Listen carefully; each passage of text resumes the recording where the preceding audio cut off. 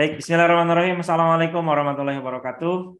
Alhamdulillahirrabbilalamin. Allahumma shalli ala Muhammad wa ala ali Muhammad. Rabbi shrah li sadri wa yassir li amri wahlul 'uqdatam min lisani yafqahu qawli. Ya, alhamdulillah. Terima kasih sebelumnya buat Mas Priyo, kemudian Sam Ipul ya yang nembak saya kemarin untuk ngisi ngabuburit ya bareng Eva Fora.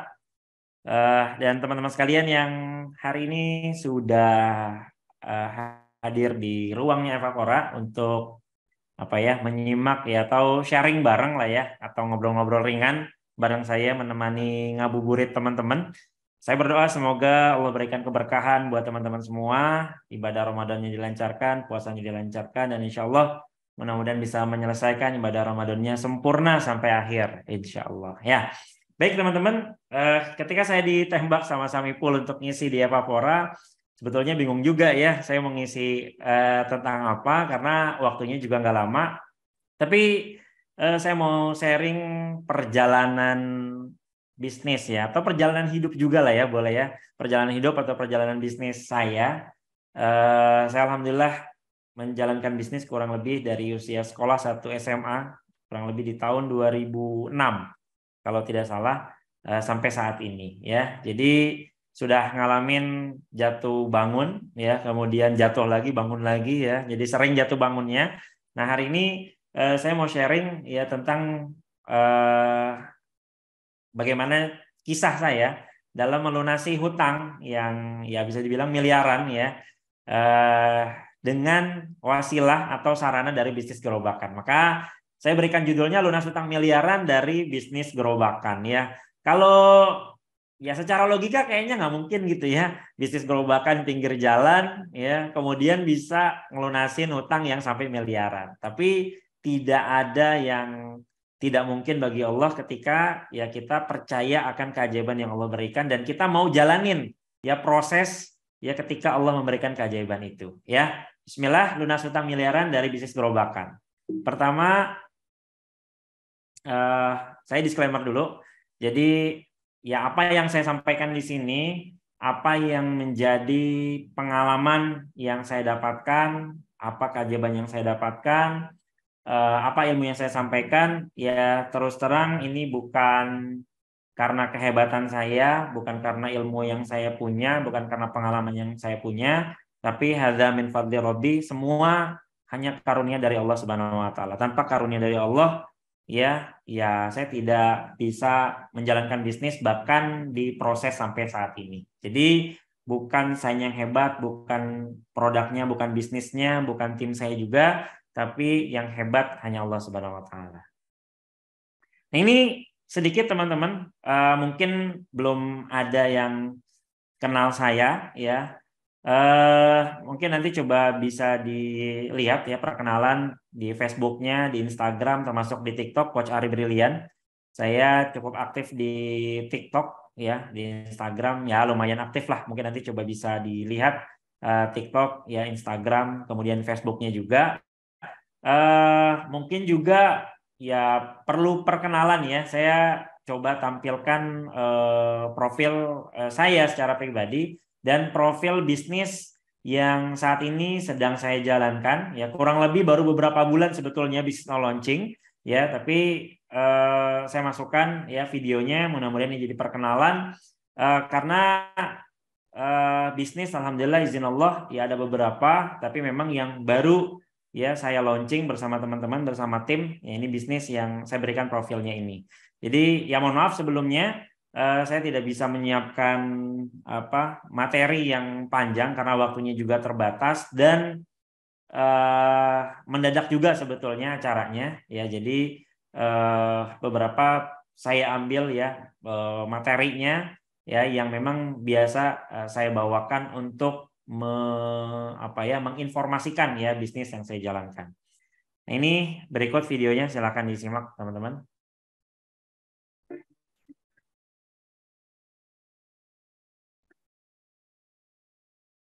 Saya ingin memulainya dengan cerita tentang asa.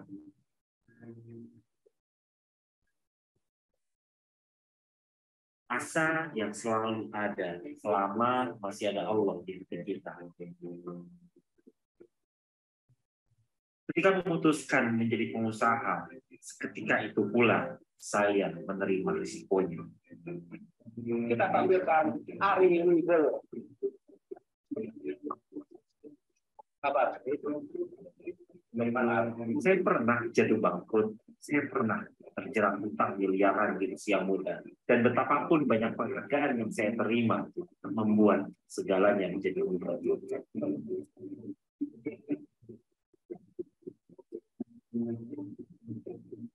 Bersyukur Allah kuatkan kuda saya, selalu beri petunjuk dan jalan buat saya hadapi dengan itu.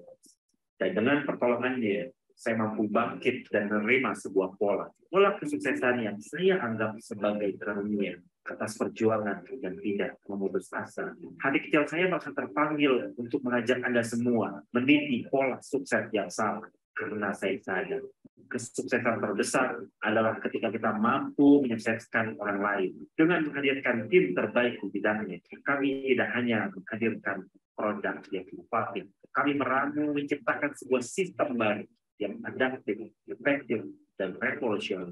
Kini saatnya membuat revolusi bersama, revolusi bisnis kuliner.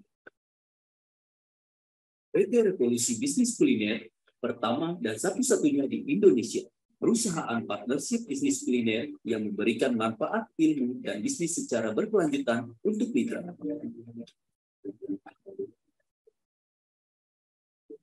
Melalui tiga revolusi, spiritual, mindset, strategi, dan skill, kami mengajak Anda untuk menggapai kesuksesan kita bersama. Berlandaskan spiritual, PT Revolusi Bisnis Kuliner menjunjung tinggi nilai kejujuran dan amanah dalam segala proses bisnis bersama Anda. Dengan menciptakan sistem pendampingan yang sistematis dan berkelanjutan, kami berkomitmen untuk senantiasa mendampingi Anda mencapai tujuan bisnis Anda.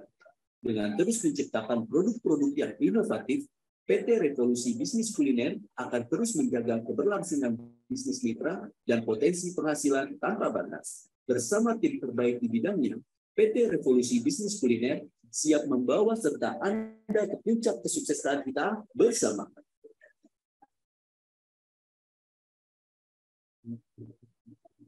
Amanah dan komunikatif.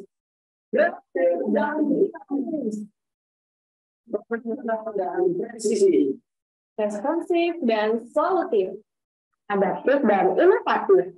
We are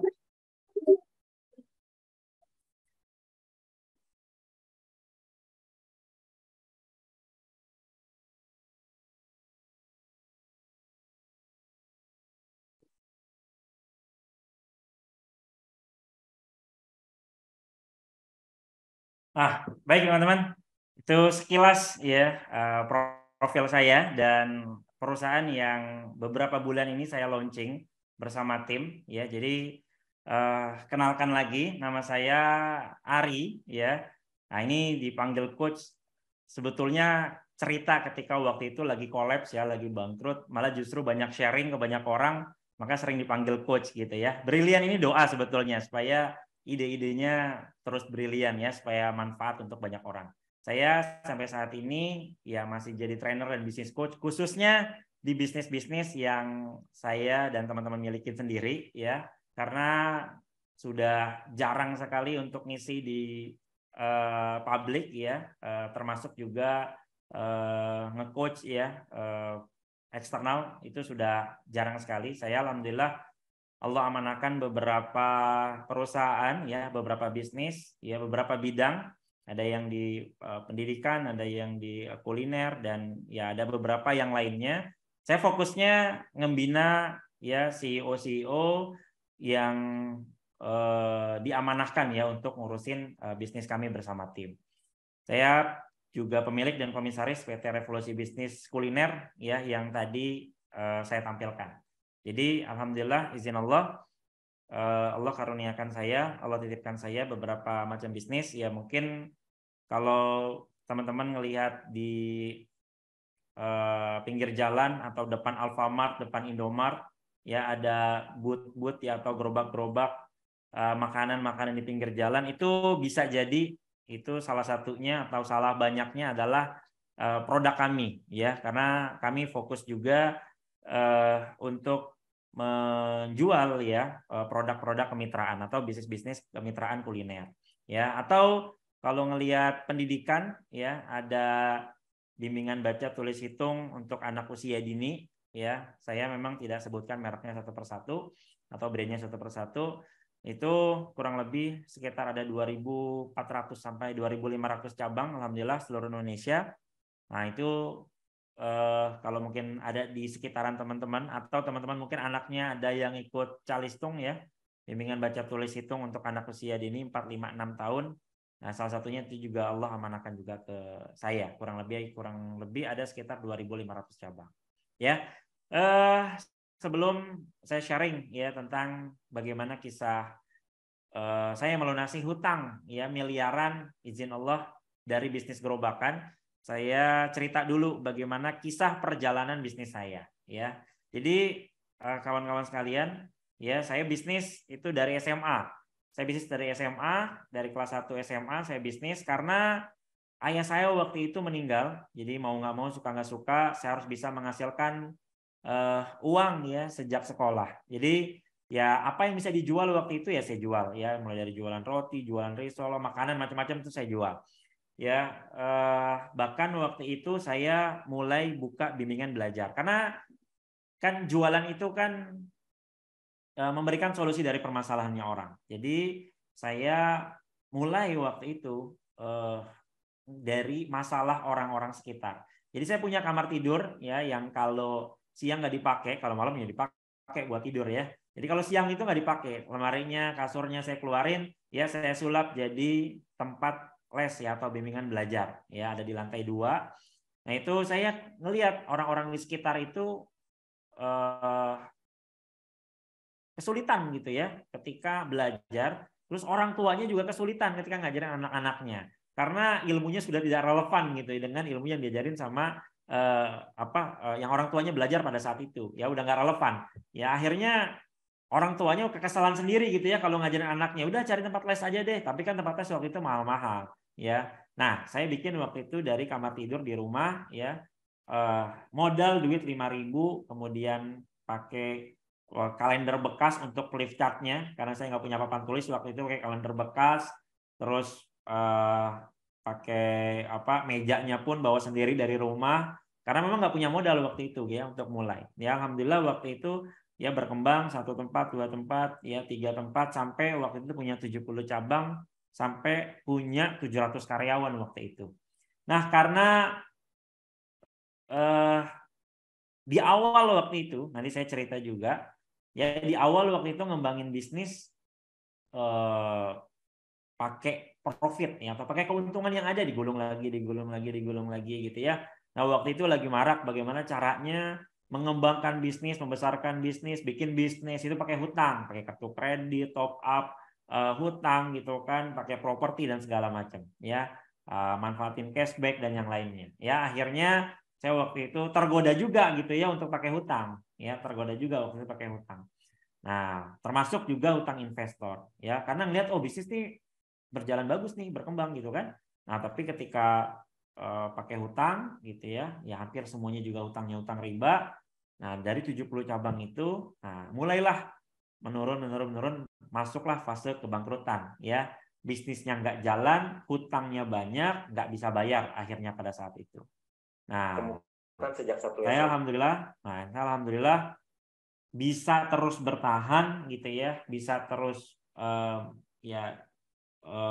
survive lah ya, terus juga terus berjalan bisnisnya, terus berjalan aktivitasnya, meskipun waktu itu saya usia 23 tahun bersama teman-teman punya utang 3,5 miliar waktu itu. Cuman yang nggak menyerah gitu ya. Kenapa? Karena alhamdulillah izin Allah saya punya tim yang luar biasa. Ini 3 orang yang ada di sini. Ini masih muda ya. Nah waktu itu kisah perjalanannya saya masukin juga di TikTok. Ya alhamdulillah itu tembus 3,1 juta waktu itu viewsnya gitu kan yang lihat ya. Nah ini teman-teman saya, kisah perjalanan saya bisnis bareng teman-teman, mungkin bisa disimak juga ya. Temukan sejak 1 SMA, berasal dari kondisi ekonomi keluarga yang sama, membuat kami merasa punya nasib yang sama. Jualan sejak sekolah bareng-bareng, Bermula dari jualan roti sampai saat ini 16 tahun kami bersama membangun lebih dari 50 bisnis dengan berbagai bidang. Suka duka kami jalani dari yang enak-enak sampai yang punya hutang 3,5 miliar dan dikejar-kejar dan kolektor. 16 tahun bukan waktu yang sebentar. Perbedaan pandangan, selisih pendapat pasti ada, tapi bukan menjadikan kita untuk berpisah, justru malah menguatkan kita untuk tetap bersama. Bisnis bareng itu indah, karena dengan bersama kita bisa saling menguatkan dan saling menjaga. Semoga persahabatan ini kekal sampai di surganya. Ya, jadi teman-teman, alhamdulillah, kenapa saya masih bisa terus bertahan gitu ya, masih bisa terus survive meskipun penuh dengan tekanan debt collector, penuh dengan tekanan investor-investor, bahkan sampai dilaporkan juga waktu itu dugaan penipuan, ya, karena nggak bisa bayar uang investor. Tapi alhamdulillah masih bisa terus berjalan gitu ya. Kenapa? Karena saya, ya Allah titipkan ya, Allah hadirkan ya tim bisnis yang hebat menurut saya. Ketika senang bersama, ketika sulit pun bersama, sampai sekarang alhamdulillah tetap bersama ya. Jadi mungkin ada di antara teman-teman saat ini yang mulai bisnis ya bareng sama teman-temannya. Nah, ini harus apa ya, punya kesepakatan, harus punya komitmen gitu. Bukan hanya mulainya bersama, tapi ya terus jalanin prosesnya bersama gitu. Bukan hanya senangnya bersama, tapi susahnya juga harus bersama.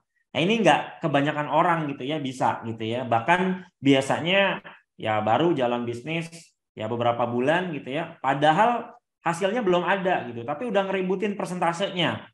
Wah, saya dapat sekian persen, padahal duitnya juga belum ada, uangnya belum ada. Nah, itu mah udah ciri-ciri bakalan bubar gitu ya. Apalagi kalau memang Allah uji itu ya, ketika mulai bisnis bagus, tiba-tiba Allah uji gitu kan, bisnisnya nggak bagus, sampai tahap bangkrut, bahkan sampai ninggalin hutang gitu.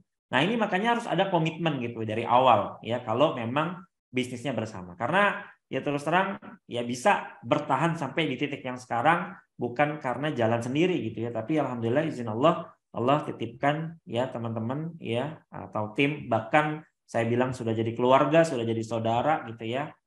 Bahkan kita cita-cita bukan hanya bersama di dunia, tapi bersama sampai surganya. Nah, ini teman-teman. Jadi saya alhamdulillah izin Allah ketika kolaps ya, ketika bangkrut. Nah, ketika bangkrut saya justru memulai kembali ya. Jadi ketika tadi bisnis bimbingan belajar saya kolaps, saya bangkrut, ninggalin utang kurang lebih 3,5 miliar. Ya, saya belajar dari kisah sofa marwahnya Bunda Hajar dan Nabi Ismail kecil pada saat itu ya. Jadi ketika ditinggal di tanah yang tandus, butuh air, apa yang dilakukan? Nggak ada ngeluhnya ya, nggak ada ngeluhnya, yang dilakukan ya cari airnya. Gimana cara nyari airnya? Ikhtiar ya, ngelihat di sofa ada di marwah ada air, dia lari ke marwah. Marwahnya nggak ada, ngeliat di sofa ada air, lari lagi, nggak ada lagi, lari bolak-balik.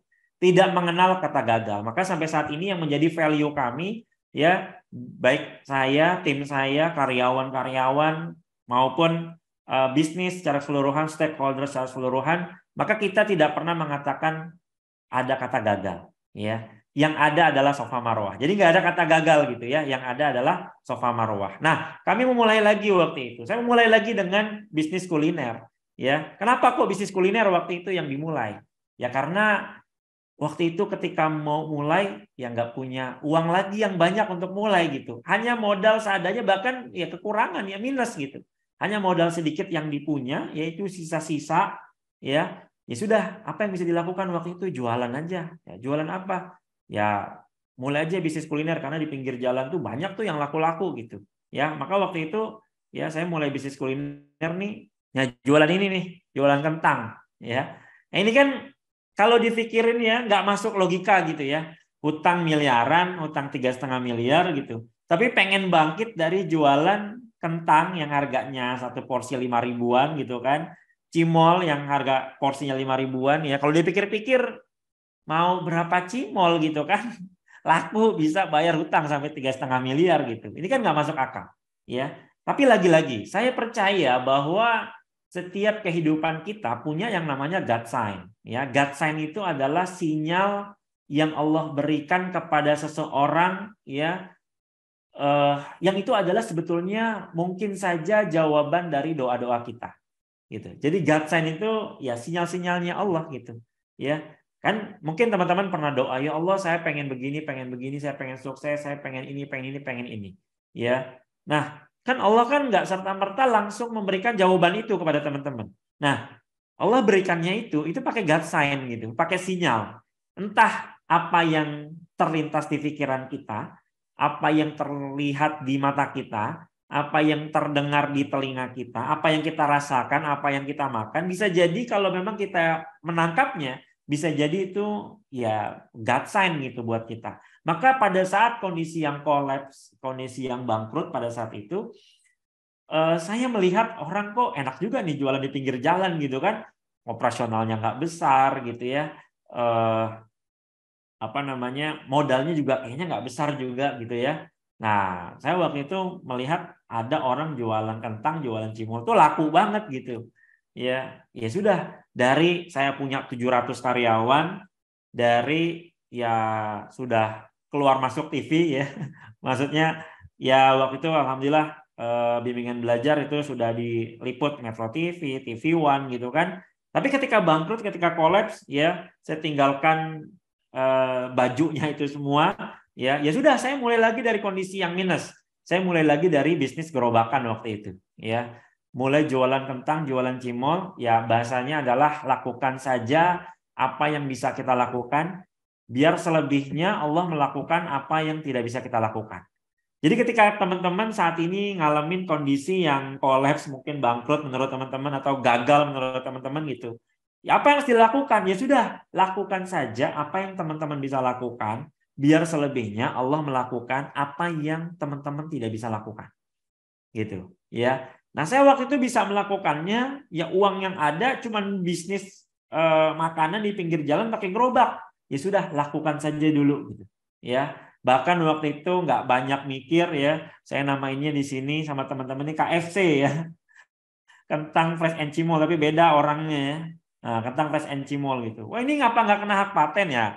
Karena jalan beberapa gerobak rame laku gitu kan. Ada juga akhirnya orang KFC waktu itu yang datang gitu ya.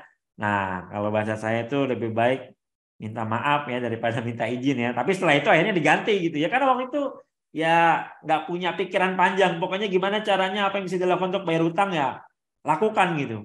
Ya terlintas, wah nih apa yang kira-kira ya namanya. Udah namanya ini KFC aja, kentang gitu kan. Kentang fresh and cimol gitu ya. Nah ternyata oh ini merek orang, enak, seenaknya aja bisa pakai gitu ya. Nah bahkan saya nulis di sini tuh cabang nomor 33. Nah padahal baru cabang pertama gitu. Saya nulisnya cabang nomor 33 gitu kan. Nah kalau menurut saya sih nggak bohong gitu ya, karena kan ini terserah saya, nih gerobaknya gerobak saya nomorin nomor berapa juga terserah saya. Nah bohong itu kalau cabang ke 33, nah itu bohong tuh, karena cabangnya baru satu gitu. Nah saya nomorin 33, ntar nomor 1, nomor 2-nya belakangan gitu. Nah saya cabang nomor 33 saya tulis. Jadi ini kisah kami itu bertiga jualan ya pakai gerobakan seperti ini dulu mulainya untuk bangkit bisa bayar hutang 3,5 miliar. Memang tidak masuk logika. Jadi bisa jadi ketika teman-teman punya masalah, teman-teman punya bahkan misalnya masalah keuangan, masalah hutang gitu kan. Nah, terus kemudian teman-teman nggak tahu apa yang mau dilakukan gitu. Ya, bahkan ada nih peluang di depan mata. Kok kayaknya nggak masuk logika untuk saya bisa memenuhi impian saya, untuk saya bisa menyelesaikan masalah-masalah saya. Saran saya jalanin aja dulu. Karena kita nggak tahu gitu, skenario Allah itu seperti apa. Karena saya yakin gitu, apa yang hadir di depan mata teman-teman, yang didengerin oleh telinga teman-teman, bahkan yang dirasain oleh mulut teman-teman, gitu kan, yang diceritain mungkin oleh orang gitu kan, mungkin hari ini ya saya cerita ini mudah-mudahan menjadi godsend juga buat teman-teman ya. Nah kita nggak pernah tahu gitu ya, barangkali memang itu godsend-nya yang Allah berikan, kalaupun bukan itu sebenarnya skenario gitu kan, skenario yang Allah jalani yang memang udah lakuin aja ini dulu, nanti setelah ini Allah bukakan pintu-pintu yang lainnya. Nah kadang kita untuk mendapatkan pintu solusi yang sebenarnya, kita harus menjalankan atau memasuki pintu-pintu yang lainnya dulu. Nah, saya masukin pintu pertamanya dari gerobak yang pertama yang saya punya ini. Nah, alhamdulillah teman-teman dari bisnis gerobakan seperti ini, ya, alhamdulillah izin Allah masalahnya selesai. Ini mobil Alphard, ya, mobil Alphard tapi bukan Alphard saya, ya, ini mobil Alphard. Jadi kisahnya waktu itu kita lagi jualan gitu kan, kita lagi jualan kemudian ada teman kita bawa Alphard gitu, teman sekolah gitu kan bawa Alphard. Numpang dong gitu kan, numpang ngapain? Numpang foto gitu, ya. Nah, jadi kadang memang kita penting teman-teman ya ketika kita lagi kondisi down gitu kan, kondisi jatuh ya, kadang kita butuh asa gitu, butuh apa ya, butuh impian yang akhirnya membuat kita semangat lagi gitu. Oh, kita bisa kayak begini gitu kan. Akhirnya kita numpang foto teman-teman ya. Kita numpang foto di mobil Alphard gitu ya. Dan alhamdulillah izin Allah ya, setelah jalanin bisnis gerobakan tadi, nah Alphardnya punya sendiri ya. Jadi alhamdulillah izin Allah. Nah, ini sekali lagi disclaimer ya, ini bukan flexing, tapi saya cerita bahwa keajaiban Allah itu nyata. Ya, kadang kita nggak percaya gitu. Kadang kita nggak percaya, masa sih hutang saya bisa selesai? Saya dulu begitu, punya utang 3,5 miliar, kayaknya udah nggak masuk akal saya bisa bayar gitu. Karena bisnis waktu itu kolaps semua, bisnis waktu itu bangkrut semua, udah nggak ada orang percaya gitu kan. Jangankan beli sesuatu yang apa yang diimpikan, bayar utang aja kayaknya udah nggak kepikiran gitu. Nah, tapi kita butuh gitu kan, butuh yang namanya asa lagi, butuh yang namanya impian lagi, butuh yang namanya harapan lagi gitu. Selagi masih ada Allah di hati kita, insya Allah ya, apapun masalahnya kan tidak ada masalah yang tidak ada jalan keluarnya. Allah ngasih kita masalah itu sudah satu paket dengan jalan keluar. Allah juga nggak ngebebanin kita masalah atau ngebebanin sesuatu di luar batas kemampuan kita. Tergantung ya bagaimana kita menilai atau mereframing masalah yang Allah berikan kepada kita. Nah, ini dari Alphard yang hanya numpang foto, ya alhamdulillah sekarang bisa foto di mobil sendiri gitu. Ya, wasilah dari bisnis yang tadi saya ceritain. Bahkan alhamdulillah izin Allah dari hutang yang enggak diperkirakan bisa selesai, bisa dibayar gitu. Karena setiap hari debt collector nelpon ya, setiap hari investor itu ngejar-ngejar kita ya. Jangankan pengen ngebagian keluarga gitu ya, ngebayarin utang aja tadi ya kayaknya nggak mungkin gitu. Tapi alhamdulillah izin Allah ya bisa membahagiakan keluarga juga, bisa memuliakan keluarga juga, akhirnya bisa beli rumah dari bisnis gerobakan yang ada di pinggir jalan tadi gitu ya. Nah, bisa beli rumah bukan hanya satu, alhamdulillah izin Allah ya, hadza min fadlir rabbi ya, beberapa bisa punya rumah alhamdulillah. Bahkan alhamdulillah izin Allah juga teman-teman. Nah, ini salah satu hal yang dulu kita lakukan ketika kita lagi kolaps, ketika kita lagi bangkrut, dan mulai dapat penghasilan, sebagian buat bayar hutang, sebagian kita tidak nikmati teman-teman. Tapi kita gulung lagi, gulungnya kemana? Gulungnya waktu itu kita bikin rumah Quran. Saat ini alhamdulillah izin Allah sudah jadi pesantren, ya ada di beberapa lokasi, ada di beberapa tempat. Ya alhamdulillah kurang lebih ada 30 santri ya menjadi penghafal Quran, bahkan ada yang sudah dikirim ke Madinah, ada yang sudah dikirim ke Turki, ada yang sudah dikirim ke Jepang gitu kan. Semua free, semua gratis. Alhamdulillah izin Allah. Ternyata, nah ketika niat itu dirubah, jadi bisnis yang tadinya niatnya pengen dapetin harta, gitu kan, pengen jadi orang kaya, kemudian bisnis niatnya dirubah, ya niatnya dirubah, nggak ke situ niatnya, karena tanpa diniatkan pun harta itu sudah pasti dapat, itu. Maka niatnya dirubah. Niatnya adalah bagaimana caranya bermanfaat untuk agama Allah, bagaimana bermanfaat untuk banyak orang. Nah, nanti hartanya itu akan ngikut gitu ya. Nah, ketika kita bantu agama Allah, maka Allah akan bantu kita. Ketika kita bantu orang lain, bukan orang lain yang bantu kita, tapi Allah yang langsung bantu kita. Maka kita bikin pesantren gratis semua ya, bahkan sampai dikuliahkan ya, sampai dikuliahkan alhamdulillah itu ada 30 santri tadi ya. Nah, saat ini nanti tahun ajaran baru insya Allah nambah santri lagi ya. Uangnya dari mana? Ya uangnya dari hasil bisnis itu kita gulung ke manfaat untuk agama Allah dan manfaat untuk banyak orang. Alhamdulillah izin Allah bahkan di kondisi pandemi pun ya banyak orang yang bisnisnya tiarap gitu ya. Alhamdulillah izin Allah malah justru bisnis kami ini berkembang gitu ya. Allah selamatkan bisnis kami pada saat itu. Padahal kalau dilihat ibadah mah enggak ya enggak layak lah Allah untuk tolong gitu. Nah, salah satunya gitu ya, mungkin kenapa Allah tolong karena ya Allah kita ya ada kontribusi membantu agama Allah. Maka ketika teman-teman mau bisnisnya mau dibantu sama Allah, pastikan ya ada kita kontribusi untuk membantu agama Allah dan kontribusi untuk bantu banyak orang. Insya Allah nanti Allah yang langsung akan menolong bisnis teman-teman. Ya. Nah, ini teman-teman 5 fase bisnis yang saya lakukan, yang saya alami, yang saya jalanin. Waktu itu saya mulai dengan modal seadanya yang saya punya. Nah, nanti saya jelasin di slide selanjutnya. Kemudian setelah saya mulai bertumbuh waktu itu. Setelah bertumbuh, ya akhirnya karena salah jalan, saya pakai hutang, apalagi hutangnya sebagian besar pakai riba waktu itu. Setelah tumbuh, malah saya kolaps, saya bangkrut. Ya, kemudian alhamdulillah izin Allah, ya bisa bangkit kembali dan saat ini bahkan alhamdulillah izin Allah mengalami percepatan di bisnisnya. Nah, saya ceritain satu-satu teman-teman tadi, ya. Nah, saya mulai dengan modal seadanya. Yang tadi saya cerita, saya mulai bimbingan belajar dari rumah, nggak sewa tempat, nggak pakai tempat yang lain, gitu kan. Bahkan kalau dibilang ya mulai dari apa yang dipunya, mulai dari apa yang bisa. Saya dulu nanya sama guru saya, Pak, saya mau mulai bisnis tapi nggak punya modal, apa yang saya lakukan? Kata guru saya, kamu punya otak nggak gitu? Oh punya Pak, kamu punya dengkul nggak? Punya. Ya sudah, bisnis modal otak dan modal dengkul yang kamu punya gitu. Ya udah, saya punya cuman duit 5.000 buat beli spidol, saya beli spidol gitu kan. Kemudian ya saya bisa ngajarin baca, tulis, hitung, bagi, kali, tambah, kurang. Ya sudah, itu aja yang saya lakukan gitu. Saya ngajarin anak-anak. Alhamdulillah dari situ ya kemudian tumbuh gitu kan. Nah, di rumah saya kumpulin duitnya gitu kan. Nah, terus akhirnya bisa kerjasama sama orang, dapat satu tempat, bikin satu tempat, siswanya banyak 300 siswa. Kemudian saya gulung lagi profitnya, bikin tempat kedua, cabang kedua.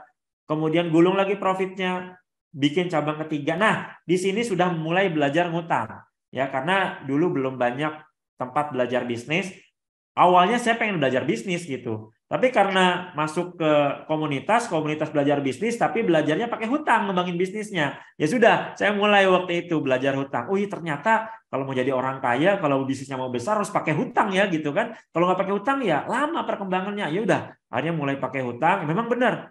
Tumbuh 10 cabang, 20 cabang, 30 cabang, sampai 70 cabang, dari puluhan karyawan sampai punya 700 karyawan. Nah, ketika di titik itu ya, nah karena memang ya tumbuhnya tidak alami ya teman-teman ya, tumbuhnya tidak alami, tumbuhnya dipaksakan ya, terlebih karena saya meyakini gitu ya, modal yang saya pakai adalah modal yang nggak Allah ridhoi gitu kan. Karena apa? Ada riba di dalamnya, kata Allah. Allah musnahkan riba dan menyebutkan sedekah, Allah juga memerangi yang riba gitu. Maka waktu itu bisnis saya kolaps gitu kan, bisnis saya bangkrut ya. Bimbingan belajar semua tutup, bahkan ninggalin hutang sampai 3,5 miliar. Nah itu masuk fase kedua tuh. Nah ini mulailah tadi fase ketiga ini ya, bangkrut dan meninggalkan hutang. Jadi fase pertama saya mulai, kemudian saya tumbuh, kemudian saya bangkrut. Ya, nah mungkin saja saat ini teman-teman saat ini lagi ngalamin, oh saya baru tahap mulai nih gitu kan, mulai modal seadanya yang saya punya.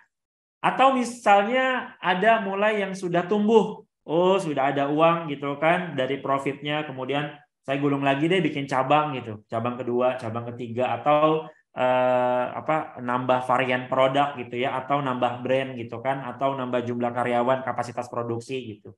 Saran saya gitu kan, karena nanti gini, ada godaan untuk melakukan percepatan gitu. Ada godaan untuk melakukan percepatan yang lebih cepat lagi gitu kan, yang lebih ekstrim lagi gitu. Akan ada godaan itu gitu, karena kita nggak puas gitu kan dengan pencapaian, kok kayaknya lama ya. Apalagi kalau sudah ngelihat lirik kanan kiri, kok saya ngeliat bisnis orang itu kok cepet banget ya.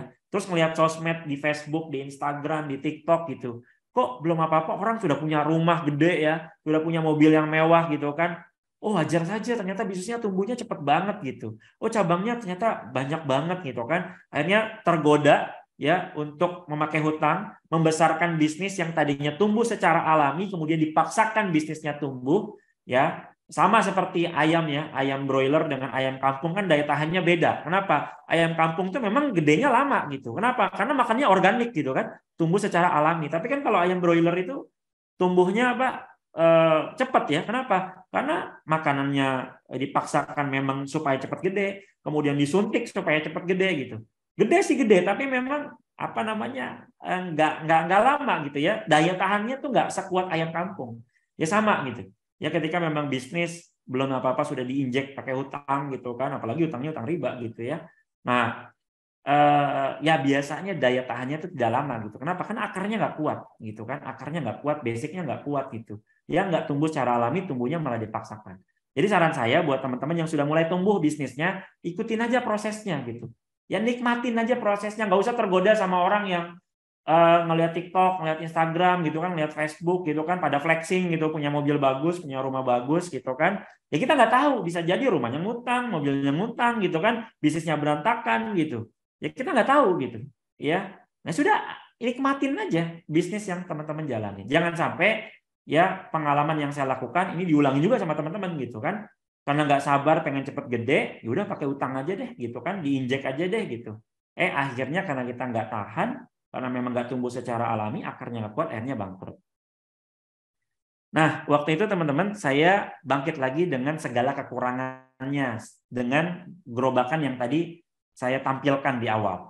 Jadi, alhamdulillah izin Allah, saya bangkit dengan segala kekurangan, di kondisi yang minus 3,5 miliar waktu itu, segala aset sudah dijual, hutangnya sisa 3,5 miliar yang belum terbayar, baik yang ke investor maupun yang ke bank, gitu kan. Terus kemudian ya ada modal seadanya yang dipunya waktu itu, kemudian beli gerobak bekas gitu kan, kemudian ya tempel-tempel stiker gitu ya, nggak pakai foto produk, nggak pakai desain dan segala macam gitu. Melihat orang jualan laku ya ikutan gitu ya, alhamdulillah ketika jualan ya laku tuh, ketika jualan laku. Tapi juga tidak semulus itu teman-teman, tidak semulus itu. Jadi wajar ketika teman-teman jalanin bisnis lagi enak tiba-tiba Allah kasih ujian gitu, itu wajar, itu biasa gitu ya, itu biasa di dalam bisnis gitu ya. Saya waktu itu buka gerobakan pinggir jalan lagi enak jualan, laku, dikerubungin banyak orang buru produknya gitu kan,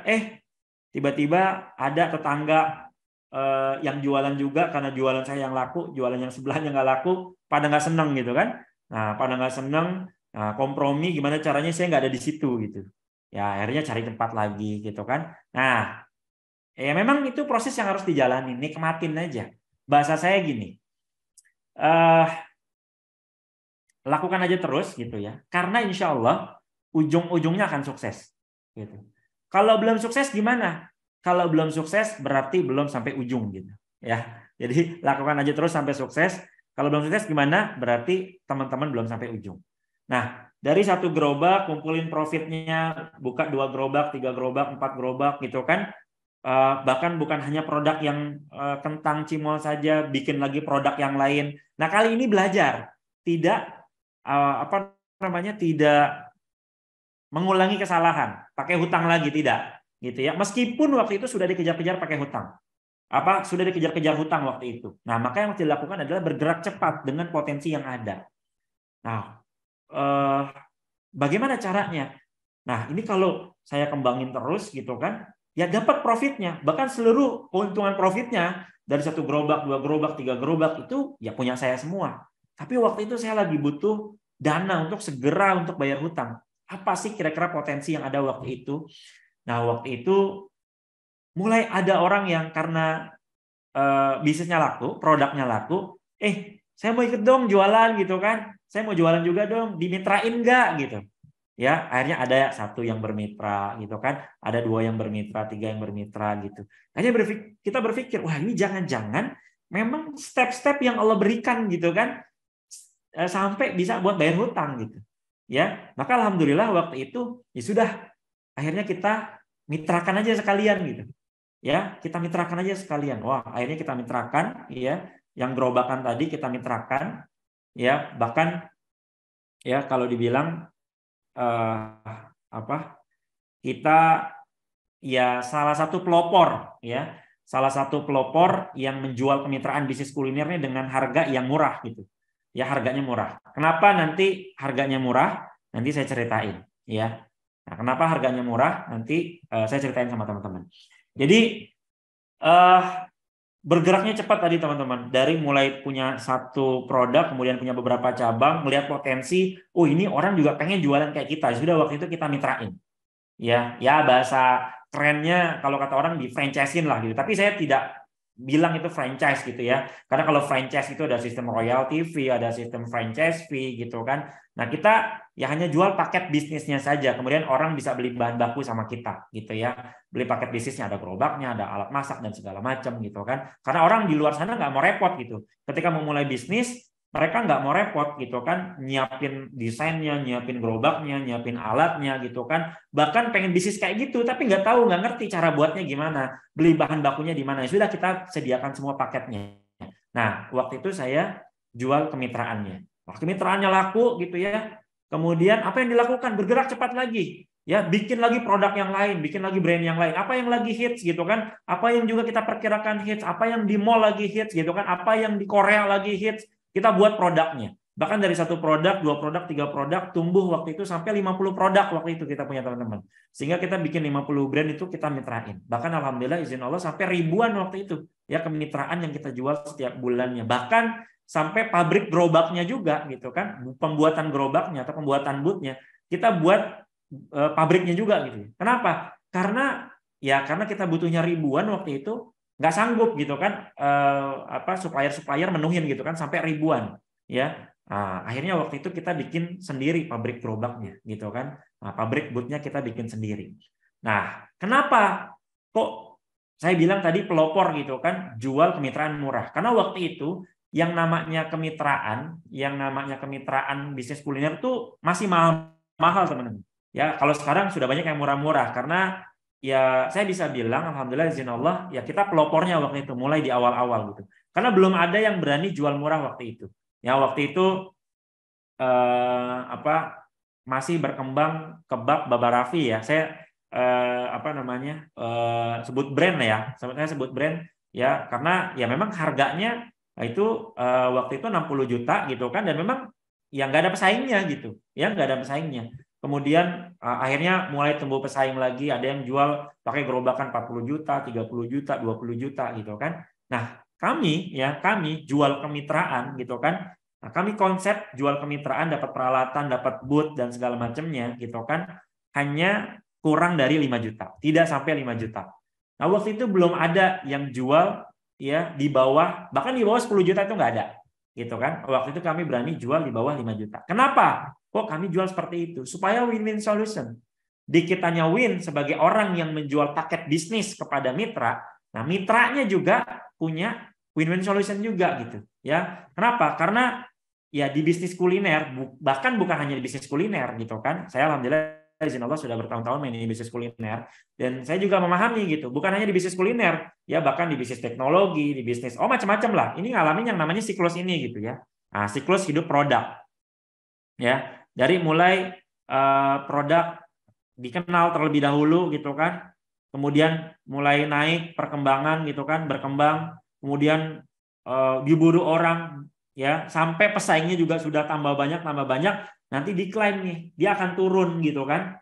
Ya, dia akan turun, nanti produknya akan mati, tergantikan lagi dengan produk yang lainnya.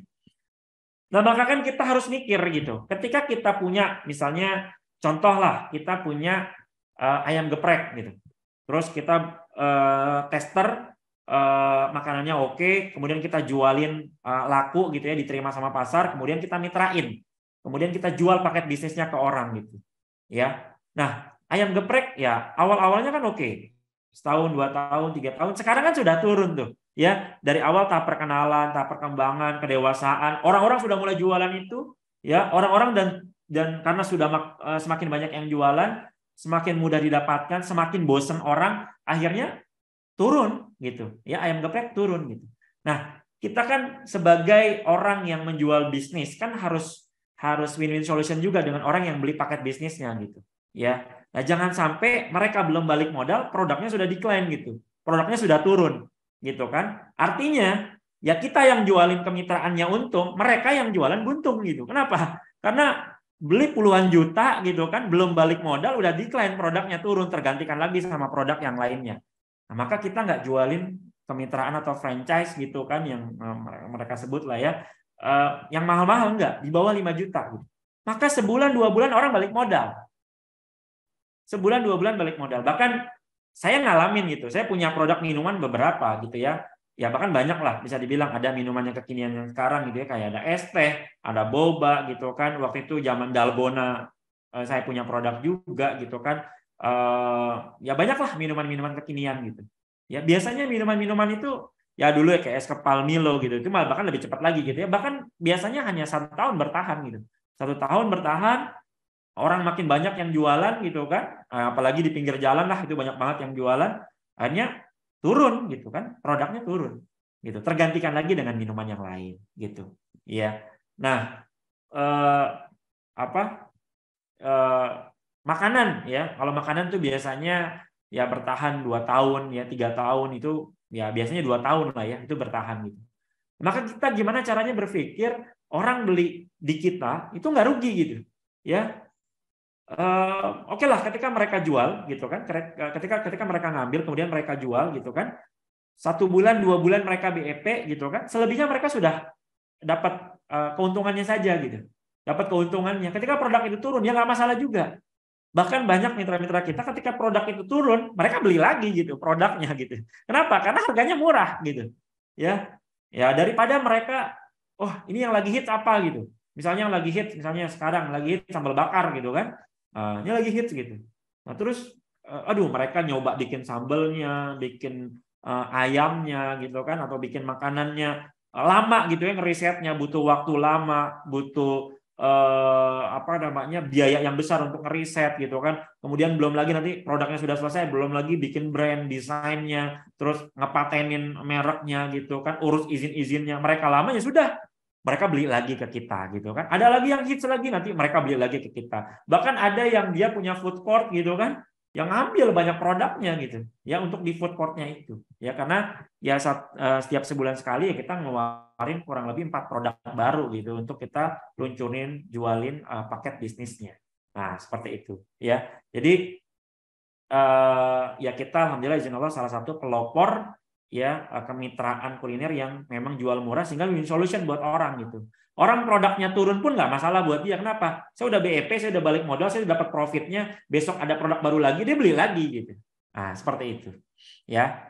Nah maka alhamdulillah ketika Allah tuntun kami ya, mulai dari jualan sendiri ya, kemudian jualan produk kemitraan ya, alhamdulillah ya. Nah izin Allah tuh ya. Nah, pintu-pintunya akhirnya banyak yang terbuka. Bahkan ya dari bisnis kuliner ya bisa bisnis macam-macam gitu ya. Dari bisnis pendidikan yang sudah mati mulai bangkit lagi ya, dibangkitin lagi karena butuh suntikan modal, disuntik lagi modalnya. Alhamdulillah saat ini kurang lebih ada 2.400 cabang. Kemudian di bisnis kesehatan, ya bisnis kuliner pun bukan hanya 1 perusahaan, alhamdulillah kurang lebih ada 4 perusahaan juga yang kami jalanin gitu ya. Nah, dengan konsep yang hampir mirip sebetulnya. Nah, nanti bertumbuh lagi, berkembang lagi ya, karena memang pengalaman di perusahaan-perusahaan yang sebelumnya, di PT-PT yang sebelumnya, akhirnya berkembang lagi model bisnisnya. Jadi saya ceritain bisnis model yang saat ini dikembangkan atau dijalanin. Ya, nah ini yang tadi saya jalanin gitu, Pak. Ini yang tadi saya bilang ya, yang tadi saya ceritain. Ini kan cuman berganti jenisnya aja gitu, tapi semua ya polanya sama gitu ya. Minuman juga yang dijual gitu kan. Dulu kan kita kenal nih es bubble. Laku banget gitu kan es bubble. Ya sampai di mana-mana orang jualan es bubble, yang beli juga banyak gitu. Kemudian es bubble turun, ya setahun turun. Tapi nggak juga bisnis minuman itu turun gitu. Maksudnya nggak juga bisnis minuman itu mati gitu. Ya es bubble-nya mati, tapi bisnis kulinernya itu nggak mati, tergantikan lagi sama produk yang lain. Nah, ada yang namanya masuk lagi cappuccino cincau gitu. Ya kan? Cappuccino cincau laku. Wah, di mana-mana rame, orang jualan, yang beli juga rame gitu kan. Ya cuman juga ya tetap decline lagi, turun lagi. Tergantikan lagi sama es kepal Milo gitu. Nah, ini es kepal Milo kan nggak lama ya, hitungannya beberapa bulan gitu kan, ganti lagi sama Thai tea gitu. Sekarang ganti lagi ada teh kekinian, ada lagi kopi kekinian. Ya, terus berkembang. Artinya bisnis kulinernya nggak pernah mati.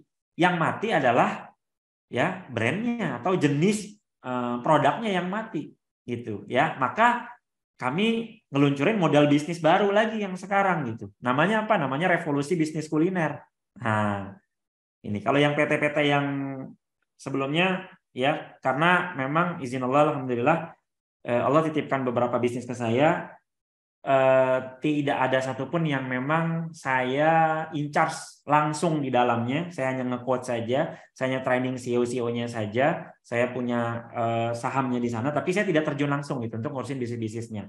Termasuk beberapa bisnis selain yang kuliner juga. Nah, baru ini yang bisnis revolusi bisnis kuliner ya. Nah, baru saya turun langsung gitu ya. Ya meskipun posisi saya di PT sebagai komisaris, tapi saya ikut serta juga mengenalkan ya revolusi bisnis kuliner ya kepada orang banyak ya, kepada orang banyak. Nah, jadi saya bikin PT baru ya, baru launching juga beberapa bulan, namanya Revolusi Bisnis Kuliner. Kenapa? Karena melihat pengalaman-pengalaman sebelumnya gitu kan, pengalaman-pengalaman sebelumnya ketika menjalankan bisnis kuliner. Tadi nah di sini ada yang namanya life cycle product gitu ya. Maka saya bikin namanya Revolusi Bisnis Kuliner. Revolusi ya sesuatu yang perubahan gitu kan, sesuatu yang memang belum pernah ada sebelumnya, sistemnya kita buat ya. Maka alhamdulillah dalam waktu beberapa bulan ya partner-partnernya juga sudah puluhan, sudah banyak ya. Apa bedanya? Nah, ada lima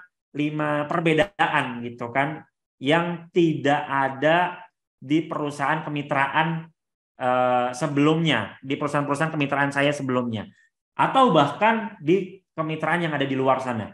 Ya, bahkan kalau teman-teman main misalnya ke JCC gitu kan atau ke ASBSD yang memang banyak pameran-pameran franchise, ini sistem yang saya ceritakan ini belum pernah ada sebelumnya, ya. Belum pernah ada sebelumnya. Kenapa? Yang pertama, kita punya sistem yang namanya, yang pertama fasilitasnya adalah fasilitas jaminan bisnis gitu. Ya, karena kita tadi paham, oh ada life cycle product, maka mitra-mitra gitu kan yang mengambil atau membeli bisnis kita, ya kita kasih yang namanya free 1 kali pergantian bisnis selama periode bergabung gitu. Ya.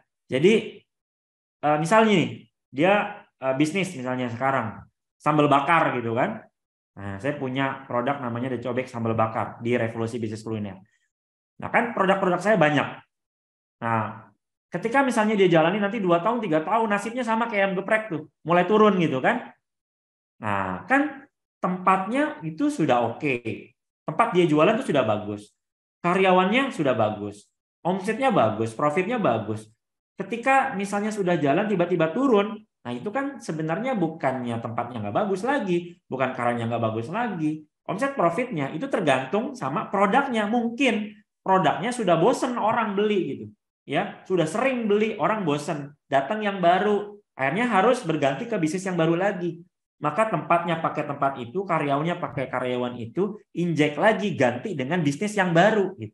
Masuknya dengan bisnis yang baru dan itu bisa diganti gitu kan, bisnisnya bisa diganti, kita support lagi bisnis yang baru lagi masuk ke outletnya dia gitu kan. Bahkan misalnya kita punya bootnya tinggal rebranding saja, bootnya pakai boot itu karena bootnya dibuat yang kokoh, yang bagus sehingga bertahun-tahun awet, nggak perlu beli boot lagi, cukup ganti brandingnya saja, peralatan juga hampir mirip, hampir sama gitu kan.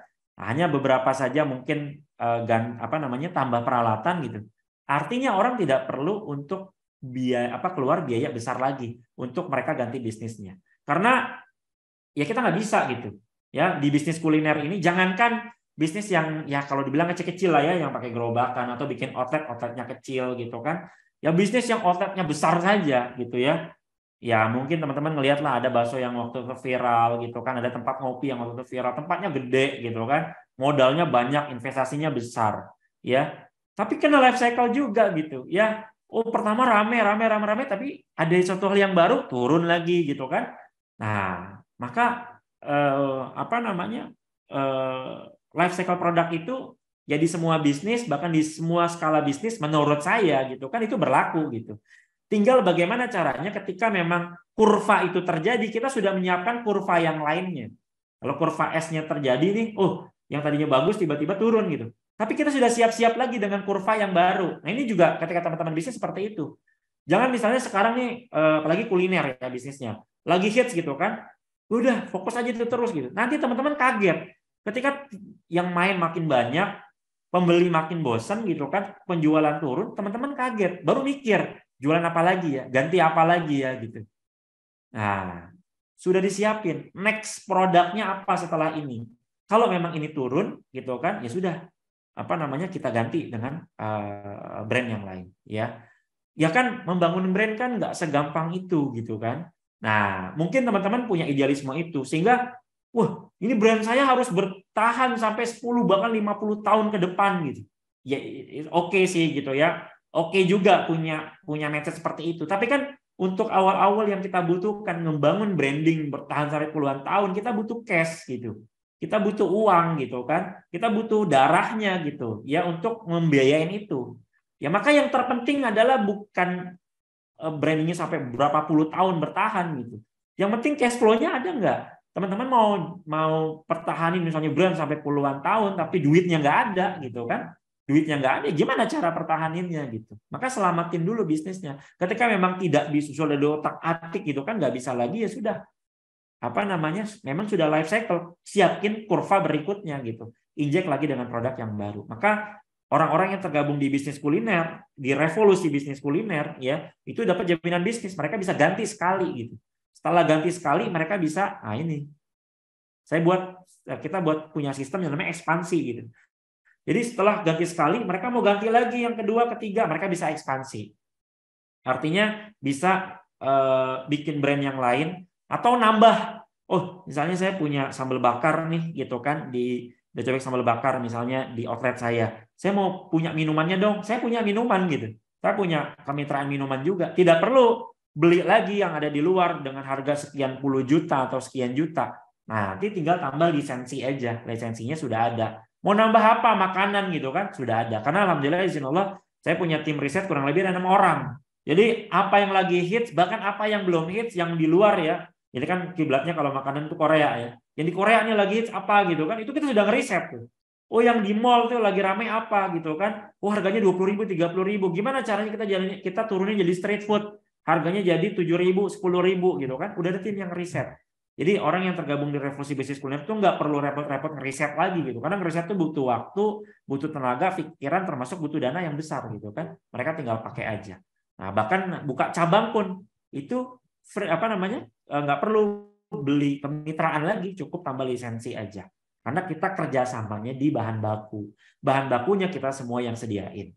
Saya karena ada cabang-cabang itu banyak cabang sehingga saya punya skala bahan baku produksinya besar. Ketika saya produksi bahan baku yang besar, ya saya ngambil ke pabrik, saya bikin produksi sendiri bahan baku yang besar, sehingga saya bisa ngepresin harga ya bahan bakunya karena skalanya itu besar gitu.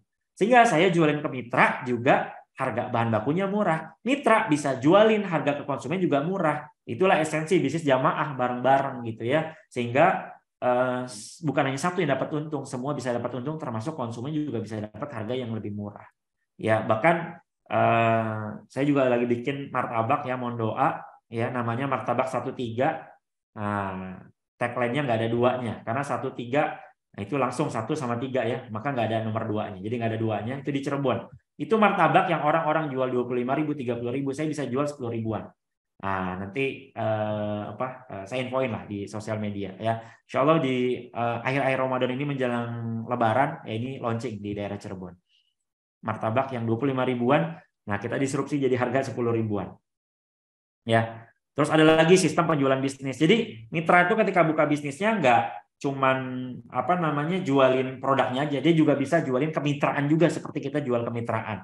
Dia dapat hak, dapat 2 juta setiap penjualan. Bahasa sih member get member ya. Nah, tapi daripada dia bikin kemitraan sendiri nih, sistemnya sudah ada, barangnya sudah ada, tim yang layanin sudah ada, dia tinggal menginformasikan aja kita kerjasama dia dapat fee-nya. Ya. Nah, bahkan kan kalau kemitraan ya, bahkan kemitraan yang mahal sekalipun kalau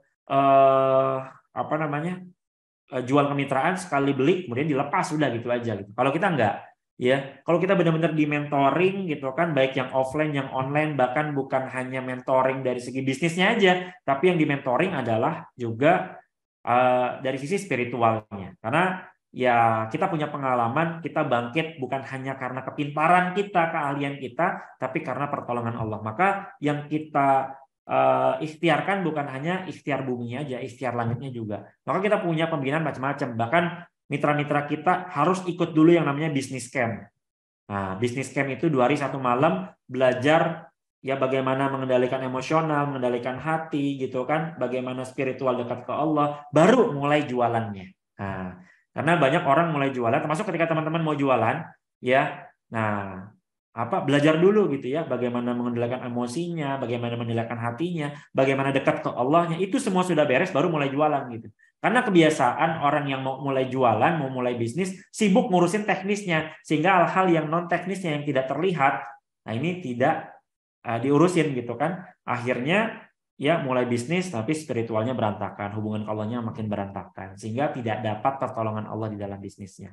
Maka kita konsen banget mitra-mitra kita nih harus ya mendapatkan mentoring dari kita. Jadi cara jualannya, cara jualan di digital marketing cara digital marketing seperti apa, itu semua lengkap gitu ya.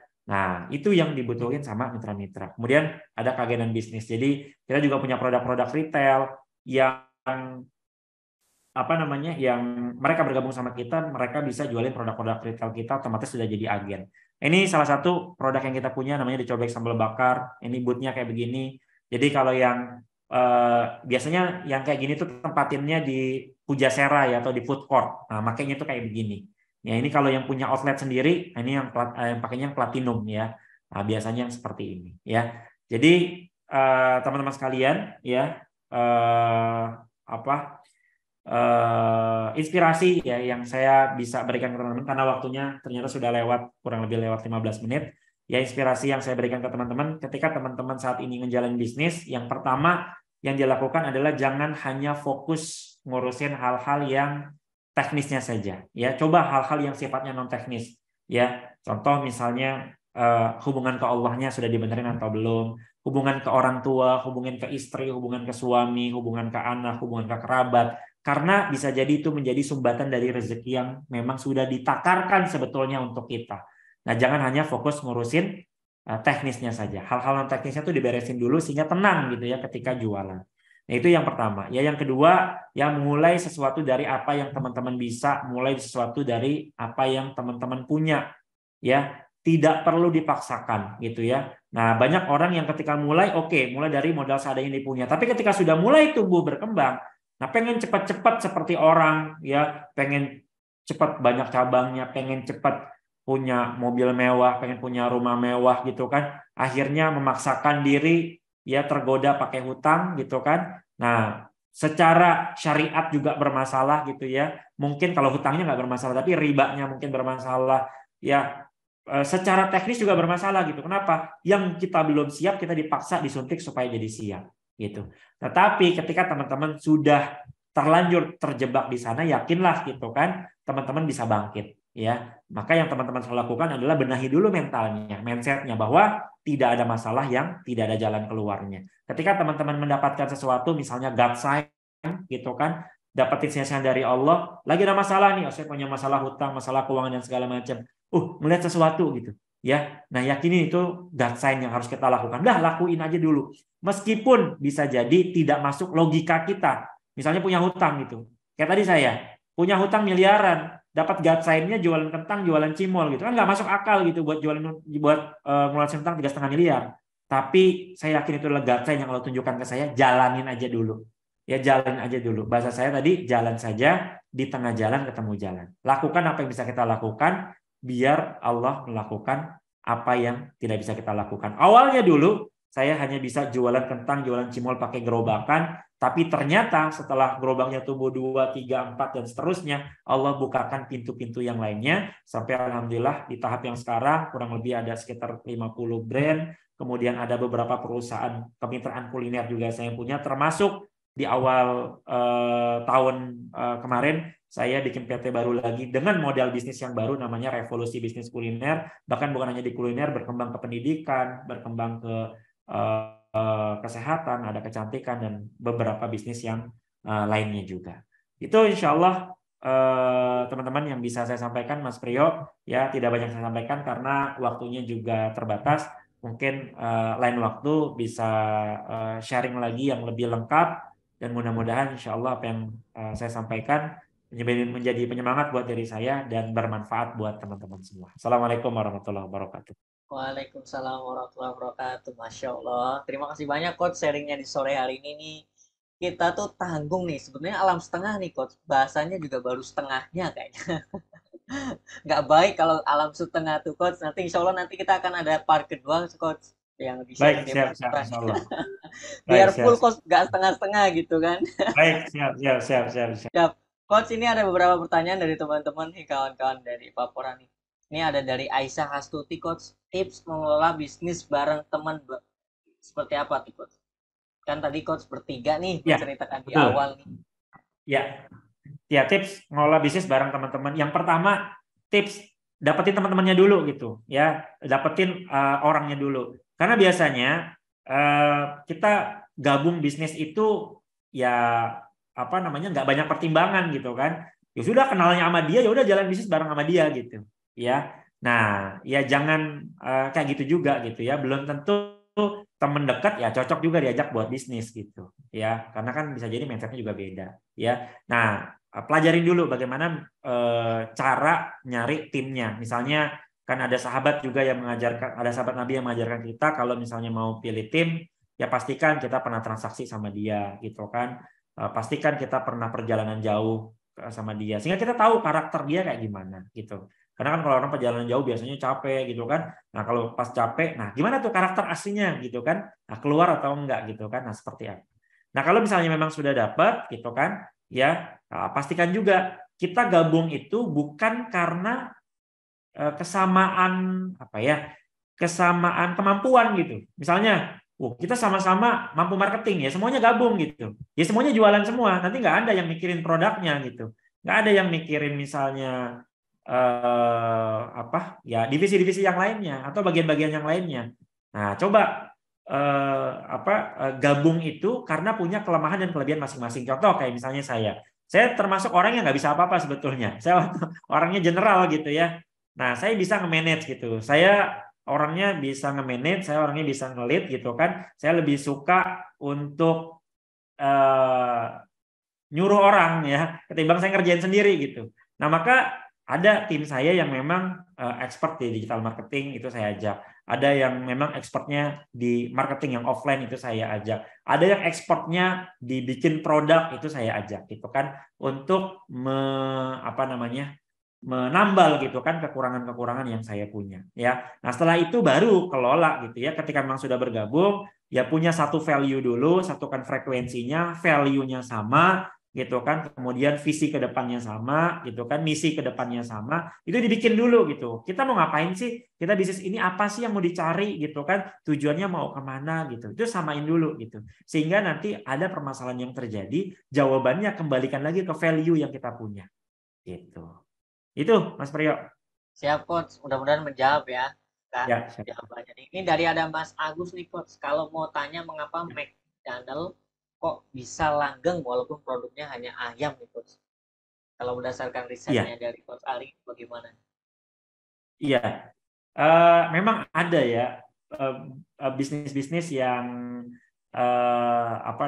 yang memang tumbuh ya, khususnya memang yang yang sudah ada sebelumnya ya, bukan yang sekarang gitu ya, yang bisnis sekarang baru muncul gitu ya kayak McDonald gitu kan, terus kemudian KFC, kemudian Pizza Hut gitu ya,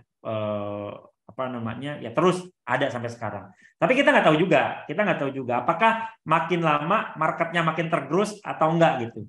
Karena ya dulu kalau misalnya mau makan ayam crispy, misalnya Mas Priyo mau makan ayam crispy, itu pilihannya paling 2. Kalau nggak ke KFC, ke McD. Ya kan? Nah, sekarang kalau mau makan ayam crispy, pinggir jalan dekat rumah juga ada, nggak perlu ke KFC, nggak perlu ke McD. Rasanya mirip-mirip kok, harganya jauh lebih murah gitu kan. Ada Isana, ada Sabana, ada ada kriuk gitu kan. Ya, ada cobek sambal bakar gitu. Ya makin lama juga marketnya kegerus gitu kan. Ya ya mungkin penjualannya juga makin lama makin turun. Makanya kenapa ada produk baru lagi yang muncul, ada produk lagi baru yang muncul gitu kan. Dia bikin kurva lagi gitu ya. Meskipun secara brand ya memang sampai saat ini karena brandnya sudah besar, sudah udah mengakar gitu kan di otak kita, ya tetap kalau misalnya kita keluar ya ada McD, KFC, ada merek lainnya, udah pilih aja yang sudah terkenal gitu.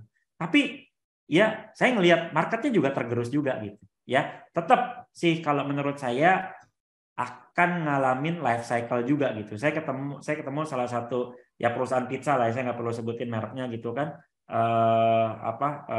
salah satu produk developmentnya gitu kan. Saya ngobrol ketemu gitu. Ya sekarang yang tadinya sebulan itu buka puluhan outlet gitu kan di seluruh Indonesia, sebulan puluhan outlet.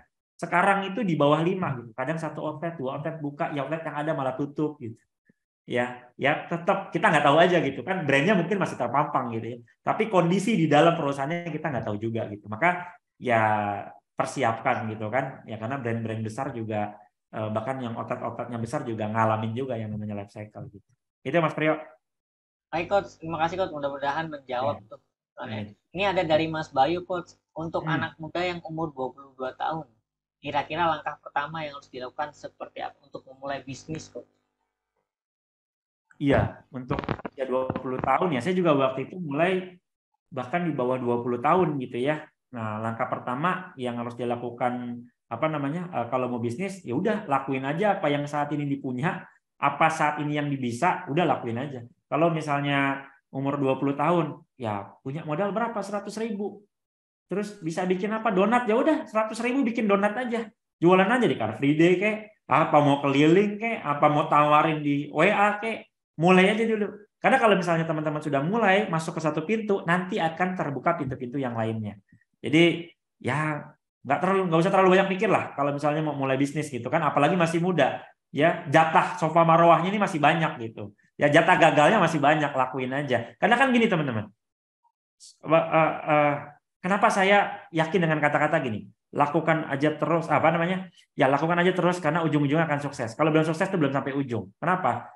Karena saya pernah lihat gini ya, kajian dari Ustadz Hidayat gini. Kita tuh sebenarnya sudah ditakerin gitu kan. Sukses itu di tahap keberapa? Misal gini, kita suksesnya itu ditakerin di tahap 10.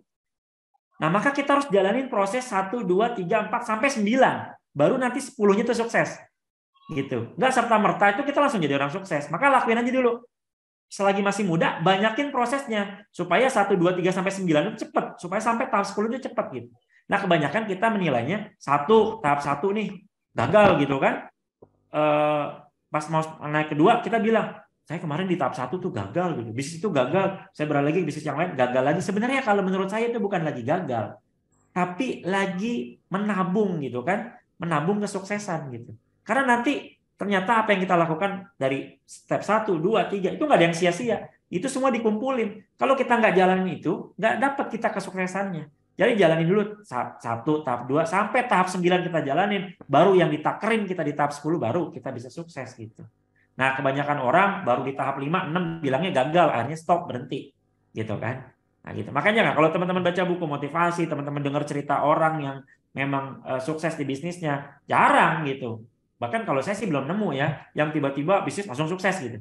Itu biasanya ngalamin dulu proses kegagalannya. Sebenarnya bukannya gagal, tapi lagi sofa marwah. Nanti ketemu air zam-zamnya gitu. Itu Mas Priyo.